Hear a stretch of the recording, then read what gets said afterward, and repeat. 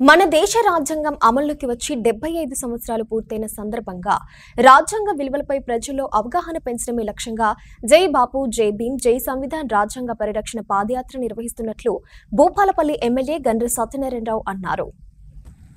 భూపాలపల్లి నియోజకవర్గం చిట్యాల మండల కేంద్రంలో నిర్వహించిన జై భీమ్ జై బాపు జై సంవిధాన్ రాజ్యాంగ పరిరక్షణ పాదయాత్రలో ముఖ్య అతిథులుగా జై బాపు జై భీమ్ జై సంవిధాన్ పరిశీలకులు పున్నా కైలాస్ నేత, డీసీసీ అధ్యక్షుడు, trade promotion corporation chairman ఐత Prakash Reddy, Bhupalpally MLA Gandra Satyanarayana Rao పాల్గొన్నారు. ముందుగా బాపు, అంబేద్కర్ రాజ్యాంగ పీఠిక చిత్రపటాలకు పూలమాల వేశారు.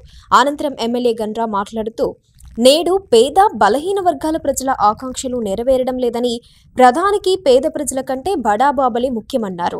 రాజ్యాంగం కేవలం ఒక పుస్తకం కాదని, అంబేద్కర్, గాంధీ, పూలే లాంటి గొప్ప వాళ్ల ఆలోచనలతో కూడిన ఒక పవిత్ర గ్రంథమన్నారు.